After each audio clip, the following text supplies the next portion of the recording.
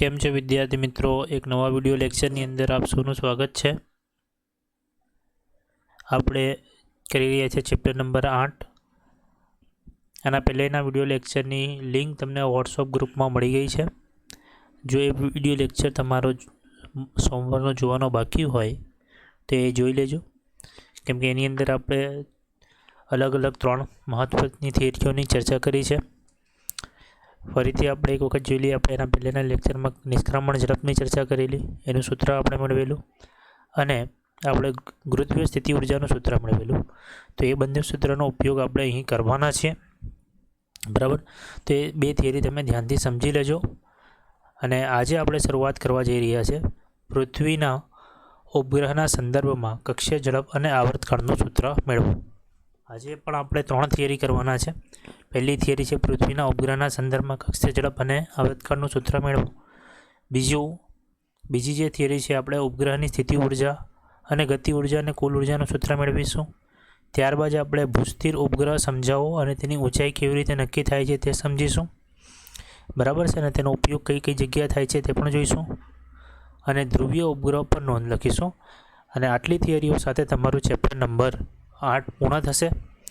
અને ત્યારબાદ આપણે ચેપ્ટર નંબર 7ની શરૂઆત કરી દઈશું. ચેપ્ટર નંબર 7માં મહત્ત્વની થિયરીઓ કરાવીશ. અમુક થિયરીઓ તમને હોમવર્કમાં કરવાની રહેશે.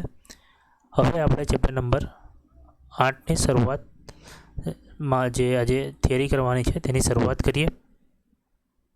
તે પહેલી થિયરી છે પૃથ્વીના ઉપગ્રહના સંદર્ભમાં કક્ષીય ઝડપ અને આવર્તકાળનું સૂત્ર તારવો. સૌથી પહેલાં તો પૃથ્વીના ઉપગ્રહ એટલે શું એ સમજી લઈએ કે પૃથ્વીના ઉપગ્રહ કોને કહેવામાં આવે છે. એ જો તમને ખ્યાલ આવી જશે તો તમને પછી બધી આગળની વિગતો સમજ પડતી જશે.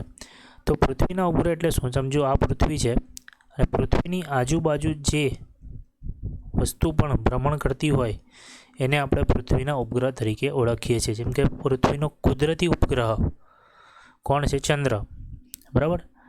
અને આ જે ઉપગ્રહ છે એ કઈ રીતે ગતિ કરતા હોય? જેવી રીતે સૂર્યની આસપાસ બીજા અન્ય ગ્રહો જેવી રીતે ભ્રમણ કરતા હોય, સમજો અર્થ સૂર્યની આસપાસ જે રીતે ભ્રમણ કરે છે વર્તુળાકાર અથવા દીર્ઘ વર્તુળાકાર કક્ષામાં, એ જ રીતે પૃથ્વીની આસપાસ તેના ઉપગ્રહ ભ્રમણ કરતા હોય છે, બરાબર છે?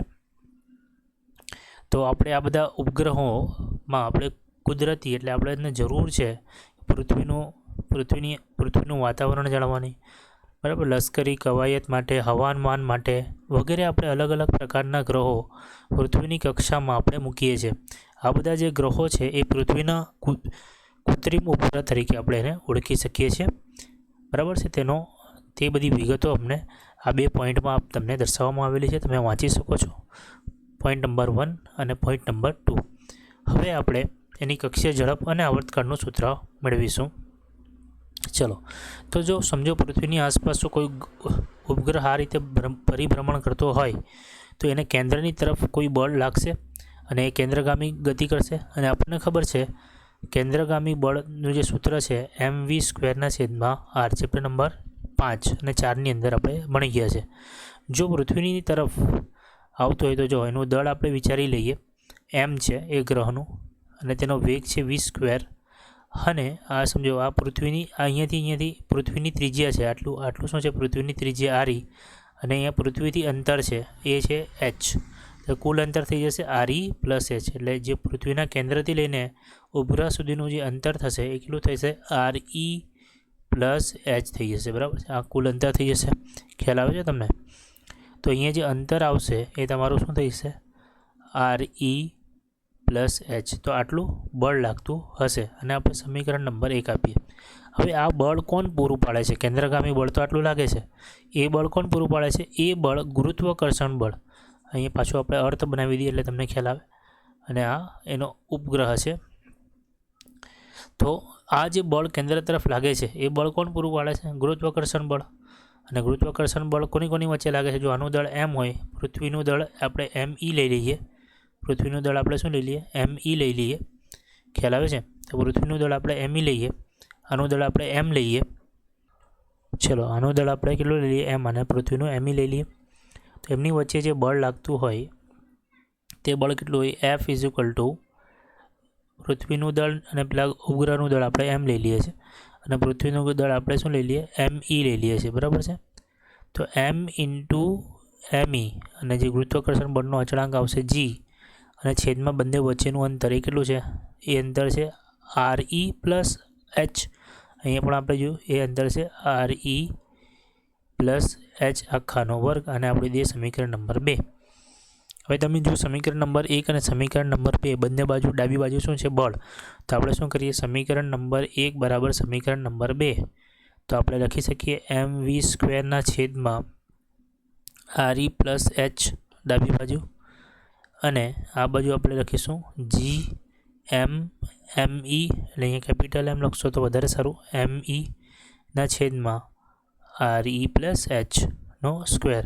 હવે એ સ્ક્વેર છે તો એક નીકળી જશે, બંને બાજુથી કેન્સલ, આ બાજુથી આ એમ અને આ એમ કેન્સલ થઈ જશે, એટલે તમને જવાબ મળશે વી સ્ક્વેર બરાબર જી કેપિટલ એમ ઈના છેદમાં આર ઈ પ્લસ એચ એક વખત મળશે. હવે જો આપણે વીનું સમીકરણ અને આ વી સ્ક્વેરનું સમીકરણ છે, તમે આને સમીકરણ નંબર 3 આપી શકો છો. તો વી તમને કેટલો મળી જશે, અંડરરૂટ જી એમ ઈના છેદમાં આખું આ અંડરરૂટ લાંબુ હશે એના છેદમાં આર ઈ પ્લસ એચ અને આપણે સમીકરણ નંબર 4 આપી દઈએ. અહીંયા સુધીથી ખ્યાલ આવ્યો. તો અહીંયા સુધી જે આપણે સમીકરણ નંબર 3 જે મળે છે એ તમને ખ્યાલ આવી ગયો. સમીકરણ નંબર 4 મેં એક્સ્ટ્રા આપેલું છે, આની કિંમત આપણે આગળ મૂકીશું, બરાબર છે. ચલો બીજી વસ્તુ, આ જે સમીકરણ નંબર 3 છે ને એને તમે જરાક અલગ રીતે પણ લખી શકો, જરા સમજો. સમીકરણ નંબર 3માં જો તમે એચ ઊંચાઈને 0 લઈ લો, બરાબર, કેમ કે તમે અહીંયા તો જોઈ શકો છો કે જેમ જેમ ઊંચાઈ વધતી જશે તેમ તેમ વેગ શું થશે, ઘટશે. દેખાય છે, ઊંચાઈ વધશે તો વેગ શું થશે, ઘટશે. તો જો આપણે ઊંચાઈ 0 લઈ લઈએ તો વેગ કેવો થઈ જશે, ઊંચાઈ ઘટે તો વેગ વધી જાય. તો h0 લઈએ તો આપણને મેક્સિમમ વેગ મળશે અને આપણે એને v0 વડે દર્શાવીએ, બરાબર. એને આપણે શું કરીએ, v0 વડે દર્શાવીએ. તો આ સમીકરણ 4ને આપણે સાઈડ પર રાખીએ છીએ. હવે સમીકરણ 3 પરથી આપણે બીજું એક સમીકરણ મેળવીએ જેમાં આપણે hની કિંમત શું મૂકી દઈએ, 0. અને એ hની કિંમત જો તમે 0 મૂકશો તો એ જે ઝડપ આવશે, કક્ષીય ઝડપ, એને આપણે v0 વડે દર્શાવીશું. તો અહીંયા આવશે v0નો square is equal two G એમ ઈ અને આ છે આર ઈ પ્લસ એચ. તો એચ નીકળી જશે તો અહીંયા શું બચશે, આર ઈ. ખ્યાલ આવે છે, ખ્યાલ આવ્યો અહીંયા સુધી તમને? ચલો હવે આપણે શું કરીએ, આ પદને આર ઈ વડે ગુણી નાખવું અને આર ઈ વડે ભાગી નાખવું, બરાબર. એટલે તમને સમીકરણ મળશે v0 જી એમ ઈના છેદમાં આર ઈ અને આર ઈ શું થઈ જશે, આર ઈનો વર્ગ થઈ જશે અને એક આર ઈ અહીંયા બચશે. હવે તમે ધ્યાનથી સમજો કે આ જે જી એમ ઈના છેદમાં આર ઈ, આ તો જીઈ છે. તો તમને જે સમીકરણ મળશે v0નું, અહીંયા સ્ક્વેર રહેશે, v0 સ્ક્વેરનું જે સમીકરણ મળશે એ તમને મળશે v0 square is equal to G E into R E. ખ્યાલ આવે છે? હવે બંને બાજુ શું કરીએ, વર્ગ મૂળ. તો v0 is equal to under root G E into R E. તમને દેખાય છે સમીકરણ નંબર આમાં જે 4 આપેલું છે એ આપણને મળી ગયું, બરાબર. તો તમે આવી રીતે પણ લખી શકો સમીકરણ નંબર 4, એટલે તમને કક્ષીય ઝડપનું સમીકરણ અહીંયા મળી જાય છે. હવે આપણે આવર્તકાળનું સમીકરણ મેળવીશું. સ્ટેપ બાય સ્ટેપ બધી વસ્તુ અહીંયા ડાબી બાજુ આપેલી જ છે. હવે આપણે આવર્તકાળનું સમીકરણ મેળવીએ. ચલો, આપણને આવર્તકાળનું સમીકરણ મેળવવા માટે આપણે સામાન્ય સમીકરણ છે ઝડપ બરાબર અંતર ભાગ્યા સમય. જો આપણે આવર્તકાળ એટલે સમયનું સૂત્ર મેળવવું તો સમયને આપણે આ બાજુ લઈ લઈએ તો અંતર રહેશે અહીંયા અને એના છેદમાં આવશે ઝડપ. ઝડપ એટલે આપણે એને વેગ પણ લખી શકીએ, બરાબર. તો એને આપણે વેગ લખી દઈએ. હવે એક અહીંયા ડાયાગ્રામ બનાવું છું. સમજો આ પૃથ્વી છે અને પૃથ્વીથી દૂર અહીંયા ઉપગ્રહ પરિભ્રમણ પર એના v0નું સમીકરણ એટલે કક્ષીય ઝડપનું સમીકરણ આપણે under root G E into R E મેળવી લીધું છે, બરાબર. પહેલો ભાગ હતો. હવે સમજો કે અંતર એટલે અહીંયાથી અહીંયા સુધીનું જે અંતર છે, કેન્દ્રથી અહીંયા સુધીનું અંતર એ કેટલું હતું, આર ઈ પ્લસ એચ, બરાબર. અને વેગ એટલે વેગનું સમીકરણ તમે મેળવેલું છે. જો વેગનું સમીકરણ નંબર v0 આવી રીતે મેળવેલું છે અને જે સમીકરણ નંબર 4 તમને દેખાય છે સમીકરણ નંબર 4 અંડરરૂટ જી એમ ઈના છેદમાં આર ઈ પ્લસ એચ બી આપણે મેળવેલું છે. તો વેગનું જે સમીકરણ છે આપણા પાસે શું છે? વેગ is equal to under root G M ઈના છેદમાં આર ઈ પ્લસ એચ આપણે સમીકરણ મેળવેલું છે. આ વેગનું સમીકરણ છે અને અંતર આર ઈ પ્લસ એચ છે.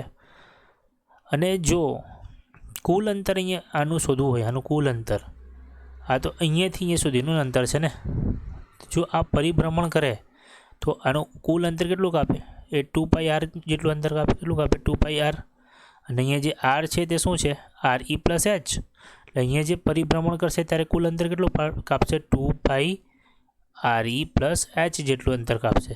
એટલે જે આવૃતકાળ શોધવું છે એમાં અંતર જે આ પરિભ્રમણ કરે છે ઉપગ્રહ, એનો જે એક સર્કલ પૂરો થાય છે એ કેટલું છે? 2πr ઈ પ્લસ એચ. ખ્યાલ આવે છે? 2πr ઈ પ્લસ એચ. બરાબર. આ કેવી રીતે આવ્યું? ખ્યાલ આવ્યું અંતર. અને વેગ એ તમે આગળ સમીકરણ નંબર 4 પ્રમાણે લખી શકો. તો એ કિંમત અહીંયા મેં મૂકી દઉં. અંડરરૂટ જી એમ ઈ એના છેદમાં આખાનો વર્ગમૂળ છે,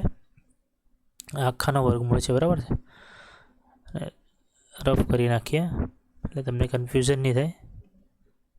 આખાનો વર્ગમૂળ છે એટલે મેં સમીકરણ નંબર 4 એક્સ્ટ્રા એટલા માટે લખેલો કે આની આપણને અહીંયા જરૂર પડશે. બરાબર છે. જી એમ ઈના છેદમાં આર ઈ પ્લસ એચ. બરાબર છે. ખ્યાલ આવ્યું? હવે આપણે શું કરીએ? આ અંડરરૂટને આપણે એ ઉપર લઈ જઈએ તો સમજો 2πr ઈ પ્લસ એચ. અહીંયા ઘાત કેટલી છે? એક બનની હોય અને નીચેનું પદ ઉપર આવશે એટલે આર ઈ પ્લસ એચ. વર્ગમૂળમાં હોય, નીચેનું પદ ઉપર આવશે એટલે વર્ગમૂળમાં હશે. છેદનો છેદ આપણે અંશ ઉપર લઈ જઈએ. બરાબર. તો એને આપણે 1/2 કરીને લખી શકીએ અને છેદમાં તમારા હશે અંડરરૂટ જી ઇન્ટુ એમ ઈ. ખ્યાલ આવે છે? હવે તમે ઘાતાંકોનો સરવાળો કરી નાખો એટલે તમને જવાબ મળશે 2πr ઈ પ્લસ એચ 1/1/2 એટલે જવાબ આવશે 3/2. એટલે 1/1/2 ઘાતાંકોનો જો સરવાળો કરશો એટલે જવાબ આવશે 3/2. બરાબર. હવે નીચે છેદમાં બચશે અંડરરૂટ જી એમ ઈ. તો આ જે તમને આવર્તકાળનું સૂત્ર મળ્યું, જે આમાં આપેલું છે તમને સમીકરણ નંબર 5માં. બરાબર છે. એ સમીકરણ નંબર 5નું સૂત્ર તમને અહીંયા મળી ગયું. હવે આપણે શું કરીએ? આગળ સમીકરણ નંબર 6 મેળવવો છે. તો આ જે સમીકરણ નંબર 5 છે એનો બંને સાઈડ આપણે શું કરી નાખીએ? વર્ગ કરી નાખીએ. તો અહીંયા t² કરી નાખો. આ બાજુ વર્ગ થશે તો 2નો વર્ગ થશે 4, પાઈનો વર્ગ થશે π² આર ઈ પ્લસ એચનો વર્ગ કરશું તો 3/2 ગુણ્યા 2. તો આ 2 શું થઈ જશે? કેન્સલ થઈ જશે. બંને બાજુ વર્ગ કરીશું તો અને છેદમાં આવશે જી એમ ઈ. વર્ગ અને વર્ગમૂળ કેન્સલ એટલે t²ની જે કિંમત મળશે તમને, t² ઇઝ ઇક્વલ ટુ 4π² જી એમ ઈ અને અહીંયા આવશે આર ઈ પ્લસ એચનો ઘન. બરાબર છે. હવે આ વસ્તુને આપણે શું કહી દઈએ? કોઈ અચળાંક આપી દઈએ તો તમે જોઈ શકો છો t² is equal to k R E plus H આખાનો ઘન. હવે આ જ કેપ્લરનો નિયમ આપણે જ્યારે ભણેલા ત્યારે ત્રીજો જે નિયમ હતો એ નિયમની આ સાબિતી આપે છે કે આવર્તકાળનો વર્ગ એના ત્રિજ્યાના ઘનના સમપ્રમાણમાં હોય છે. બરાબર. એ સમીકરણ નંબર 6 આપણને અહીંયા મળી જાય છે. ખ્યાલ આવે છે? સમીકરણ નંબર 6.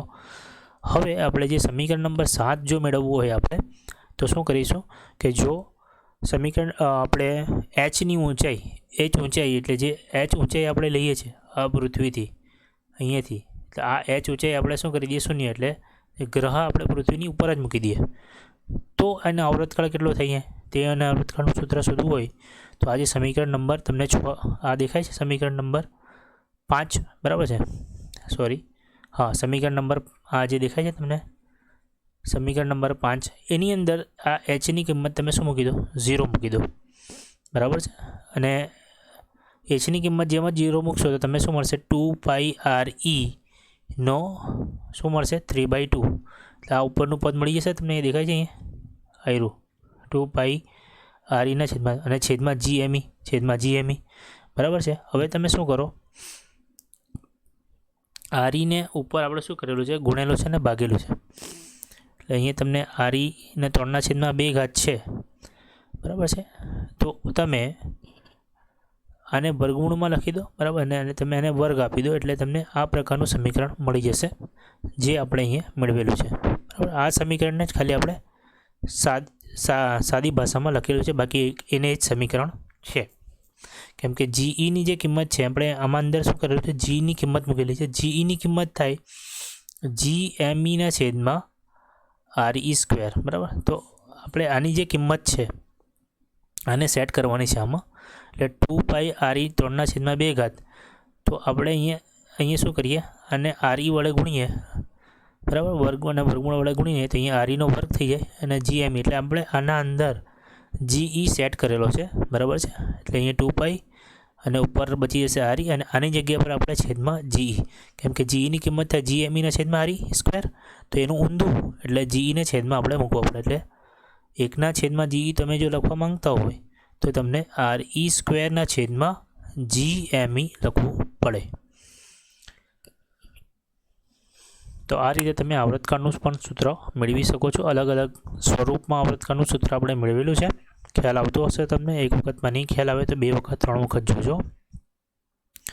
ચલો હવે આપણે ક્વેશ્ચન નંબર નેક્સ્ટ છે તે કરી લઈએ.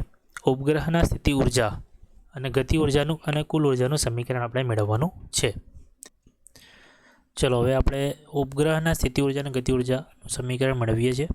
ચલો તો સ્થિતિ ઉર્જા ગતિ ઉર્જાનું સમીકરણ મેળવવા માટે આપણે સૌથી પહેલાં ગતિ ઉર્જાનું સમીકરણ લખી દઈશું 1/2 mv સ્ક્વેર, જે ગતિ ઉર્જાનું સમીકરણ છે. હવે તમને ખબર છે v સ્ક્વેરની જે કિંમત આગળની થિયરીમાં આપણે મેળવીએ GMEના છેદમાં RE + H. બરાબર છે, આ સમીકરણ આપણે આગળની થિયરીમાં મળી, આ કિંમત આપણે અહીંયા મૂકી દઈએ તો તમને ગતિ ઉર્જાનું સૂત્ર ડાયરેક્ટલી મળી જશે 1/2. બરાબર, 1/2 m, અહીંયા તમે m ડાયરેક્ટ લખી દો m/2 અને અહીંયા તમને મળી જશે આખું અહીંયા GMEના છેદમાં આવી જશે RE + H. તો આ જે સમીકરણ તમને મળ્યું તે ગતિ ઉર્જાનું સમીકરણ મળ્યું અને તમે સમીકરણ નંબર 1 આપી દો. હવે તમે સ્થિતિ ઉર્જાનું સમીકરણ તો આગળની થિયરીમાં મેળવી ગયા છો. સ્થિતિ ઉર્જાનું સમીકરણ -GMEmના છેદમાં RE + H. આ થિયરી આપણે જે વિડીયો લેક્ચરની લિંક મોકલેલી એમાં છે અને પહેલેની થિયરી વિડીયો લેક્ચરમાં. ઓકે, ચલો હવે આ બંનેનો તમે સરવાળો કરી નાખો તો તમને શું મળી જશે, ગતિ ઉર્જા વત્તા સ્થિતિ ઉર્જા. તો આ બંનેનો સરવાળો કરો એટલે તમે બંનેની સરવાળાની કિંમત અહીંયા મૂકી દો એટલે તમને આ ફાઇનલી ગતિ ઉર્જાનું સમીકરણ મળી જશે. અને ગતિ ઉર્જાનું જે સમીકરણ છે હંમેશા ઋણ મળશે. બરાબર છે, એ બધી વસ્તુઓ નીચે અહીંયા લખેલી છે. ખ્યાલ આવી ગયો તમને? ચલો હવે નેક્સ્ટ થિયરી પર જઈએ આપણે. ભૂસ્થિર અને ધ્રુવીય ઉપગ્રહો, તેમાં પહેલાં સમજીશું ભૂસ્થિર ઉપગ્રહો અને તેની ઊંચાઈ કઈ રીતે નક્કી થાય છે તે. ચલો, ભૂસ્થિર ઉપગ્રહ એટલે શું સમજો. આ પૃથ્વી છે અને પૃથ્વીથી આ રીતે પરિભ્રમણ કરતા હોય પૃથ્વીની આજુબાજુ, એટલે કે વિષુવવૃત્ત અક્ષ, વિષુવવૃત્તમાં પૃથ્વીની જે વિષુવવૃત્ત અક્ષ છે એનામાં કોઈ ગ્રહ આ રીતે અહીંયાથી આ રીતે ભ્રમણ કરતો હોય, આ રીતે ભ્રમણ કરતો હોય તો આવા ગ્રહોને આપણે ભૂસ્થિર ઉપગ્રહ કહીએ છીએ. કેમ કે તેનો જે આવૃતકાળ છે તે 24 કલાક હોય છે. એટલે પૃથ્વી જેટલા સમયમાં પોતાનું પરિભ્રમણ કરે છે એટલા જ સમયમાં આ જે ગ્રહો છે એ પણ પરિભ્રમણ કરે છે. બરાબર, એથી આપણને શું લાગશે, કોઈ વ્યક્તિ અહીંયા ઊભું હોય તો એને ખ્યાલ જ ના આવશે કે આ ગ્રહ ફરે પણ છે. કેમ કે આના માટે અહીંયા સ્થિર જ દેખાશે, આ ગ્રહ અહીંયા સ્થિર જ દેખાશે, આ ગ્રહના સ્થિર જ દેખાશે. કેમ કે જેટલા સ્પીડથી પૃથ્વી ફરે છે એટલા જ સ્પીડથી આ ગ્રહો પણ ફરે છે. એટલે એનો જે આવૃતકાળ છે 24, તો પૃથ્વીનો પણ આવૃતકાળ 24 કલાક છે. એટલે બંને પૃથ્વી પર રહેલા વ્યક્તિ માટે સ્થિર લાગશે. બરાબર છે. હવે એની ઊંચાઈ માટે જે સમીકરણ છે એ તમારે જો મેળવ્યું હોય તો આ આવર્તકાળનું સૂત્ર આપણે આગળની થિયરીમાં મેળવ્યું, એ સૂત્ર આપણે ડાયરેક્ટલી એના પરથી જો Hને કરતાં બનાવી લઈશું. અહીંયા જે H છે તમે બંને બાજુ વર્ગ કરીને કરતાં બનાવી લો તો Hનું સૂત્ર તમને આ મળશે અને એની અંદર તમે Tની કિંમત શું મૂકી દો, 24. Tની કિંમત કેટલી મૂકી દો, 24. તો Tની કિંમત તમે જો 24 મૂકી દો તો Hની જે તમને કિંમત મળશે તે 35,800 કિલોમીટર મળશે. એટલે જે ભૂસ્થિર ઉપગ્રહ હોય એ પૃથ્વીની કક્ષામાં જે પરિભ્રમણ કરશે તેની જે કેન્દ્રથી જે એનું અંતર હશે તે આપણે કેટલું રાખવું પડશે, 35,800 કિલોમીટર. બરાબર, 35,800 કિલોમીટર. અને તેના જે ઉપયોગ છે તે દૂરસંચારની અંદર, જીપીએસની અંદર બધી અલગ અલગ જગ્યાએ થાય છે. અને જે ઇનસેટ આપણે જે ઉપગ્રહ મોકલવામાં આવે છે તે લગભગ બધા આના માટે જ. અને એના જે વિસ્તારમાં તેનો જે ઉપયોગ છે, કઈ કઈ જગ્યાએ થાય છે, તમે ડાયરેક્ટલી વાંચી શકો છો. એને મેં ડિટેલમાં કહેતો નથી. આ બધી વસ્તુ વાંચવાની છે, ઉપયોગ. બરાબર, તો આ તમે આ પોર્શન તમે વાંચી લેજો. બરાબર, કેમ કે જો તમને ક્વેશ્ચનમાં પૂછવામાં કે ભૂસ્તર ઉપગ્રહ સમજાવો અને તેની ઊંચાઈ, તો તમારે અહીંયાથી આટલું જ લખવાનું છે. અને જો તેનો ઉપયોગ પૂછવામાં આવે તો તેના નીચેની બાબતો તમારે લખવાની રહેશે. તે તમે ધ્યાનથી વાંચી લેજો વિડીયોને પોઝ કરીને. બરાબર, હવે આપણે નેક્સ્ટ ટોપિક પર જઈએ. ધ્રુવીય ઉપગ્રહો. ધ્રુવીય ઉપગ્રહો એટલે શું? પૃથ્વી આમ છે અને ગ્રહો કંઈક ભૂસ્તર ઉપગ્રહ આમ ફરતા હતા, તો ધ્રુવીય ઉપગ્રહ આમ ફરશે. ધ્રુવીય આટલો જ ફરક છે. ભૂસ્તર ઉપગ્રહ આમ ફરતા હતા પૃથ્વીને વિષુવવૃત્તમાં, અને આ ઉત્તર દક્ષિણ દિશામાં ફરશે આમ. પૃથ્વીની આસપાસ ઉત્તર દક્ષિણ દિશામાં ધ્રુવીય ઉપગ્રહો ફરે છે. તમને અહીંયા દેખાય છે કક્ષામાં, ઉત્તર દક્ષિણ દિશામાં પૃથ્વી આમ ફરે છે. બરાબર, પૃથ્વી આમ ફરે છે અને આ ગ્રહો આમ ફરે છે. બરાબર છે, એટલો જ ફરક છે. અને આમાં જે ઊંચાઈ હોય છે પૃથ્વીથી એ ખૂબ જ ઓછી હોય છે. 500થી 800 કિલોમીટર જેટલી એની ઊંચાઈ હોય છે. અને એ પૃથ્વીના અક્ષની આસપાસ પૂર્વ પશ્ચિમ દિશામાં પરિભ્રમણ કરે છે. બરાબર છે. આવા ઉપગ્રહો પૃથ્વીની આસપાસ ઉત્તર દક્ષિણ દિશામાં ધ્રુવની તરફ ભ્રમણ કરે છે. અને પૃથ્વીની સપાટી લગભગ થી કેટલું ઊંચું છે? 500થી 800 કિલોમીટર જેટલી ઊંચાઈ હોય છે. પૃથ્વી તેની અક્ષની આસપાસ પૂર્વ પશ્ચિમ દિશામાં, એટલે પૃથ્વી પૂર્વ પશ્ચિમ દિશામાં પરિભ્રમણ કરે અને આ ગ્રહ ઉત્તર દક્ષિણ દિશામાં પરિભ્રમણ કરે. અને આનો જે આવર્તકાળ હોય છે એ લગભગ કેટલો હોય? 100 મિનિટ. એટલે એક પરિભ્રમણ પૃથ્વીની આમ કેટલી મિનિટમાં કરી નાખે? 100 મિનિટમાં કરી નાખશે. એટલે તો દિવસમાં તો કેટલી વખત, બહુ બધી વખતે પરિભ્રમણ કરશે. તેથી આપણે પૃથ્વીની બહુ બધી વખત આપણે આજુબાજુના વિસ્તાર પૃથ્વીના જોઈ શકીશું. બરાબર છે, એ બધી વસ્તુ અહીં તમને લખેલી છે.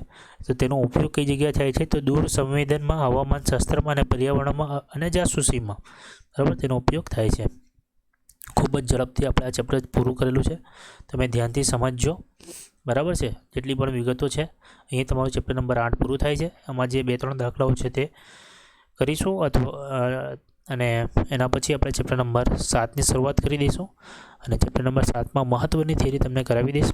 અને બાકીની જે થિયરીઓ છે તમારી એક્ઝામ પછી અથવા તો તમને કરવા આપીશ. ચલો મળીએ આપણે નેક્સ્ટ વિડીયો લેક્ચરમાં. ધન્યવાદ.